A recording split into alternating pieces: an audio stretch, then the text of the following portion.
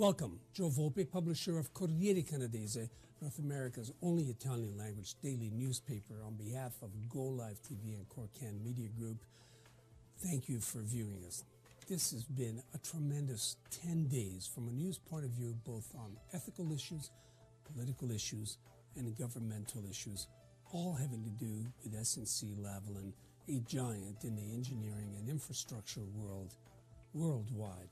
So our comment of the day has to do with the resignation yesterday of the Prime Minister's Principal Secretary, Gerald Butts.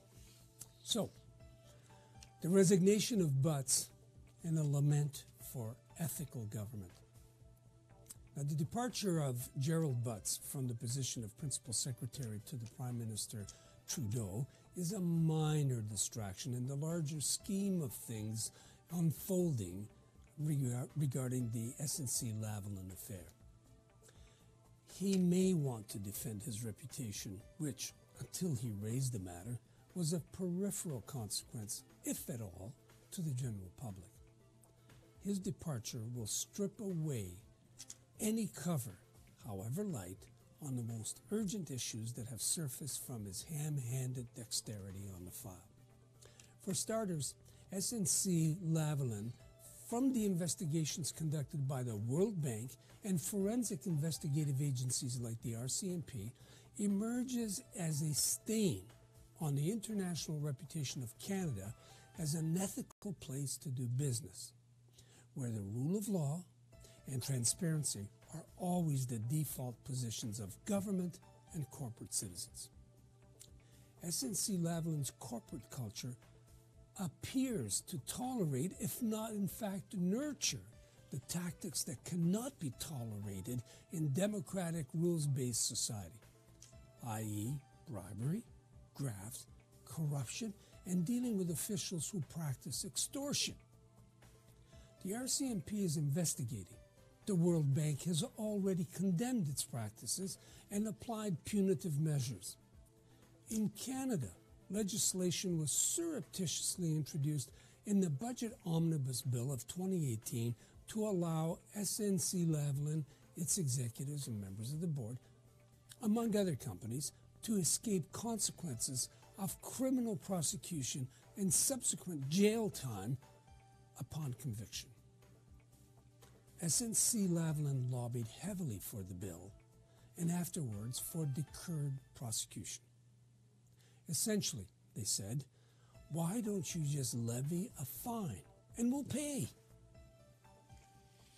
Secondly, the Attorney General, then Minister Jody Wilson-Raybould, who alone has the jurisdictional authority to decide how to proceed, apparently resisted pressure, however nuanced, by Mr. Trudeau and or Mr. Butts to proceed in a manner favorable to SNC-Lavalin.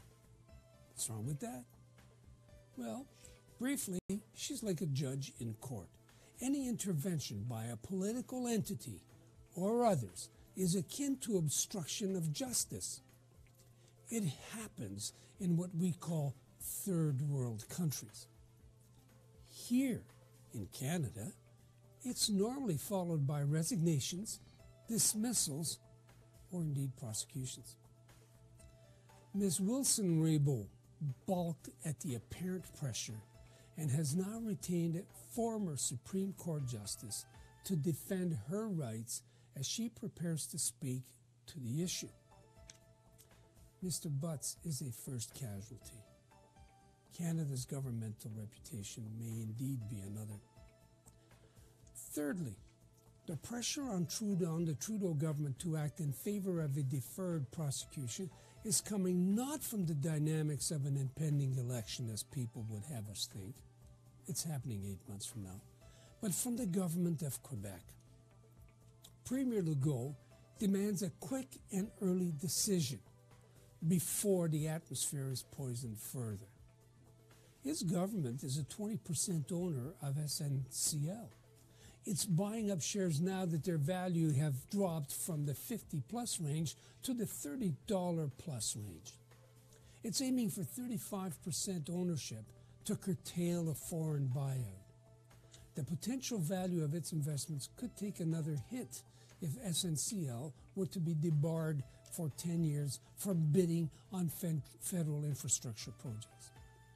The Liberal government has announced an $18 billion infrastructure program over the next 10 years. Legault's Quebec government relies on its financing arm, la Caisse de dépôt et placement, for economic development. Infrastructure is a big part of its portfolio. But the Caisse is not a small operation. Its assets last year topped a $308 billion mark, a 50% increase from a mere 5 years ago, period. It claims that $192 billion of that asset are invested in Canada.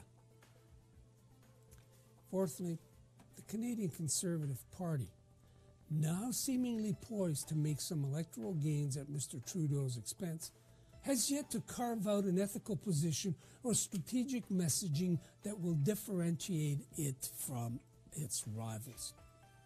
The closest they've come so far is a statement made in an interview by its deputy leader that were her party in government, it would make a decision and let the public know.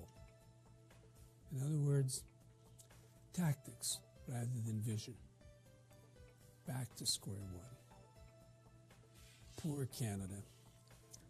Joe Volpe for Go Live TV, Corriere Media Group, and scooping the Corriere Canadese article tomorrow, inviting you to follow us online and all social media, and thanking you for following us today, and inviting you to come back tomorrow in Italian and Portuguese. All the best.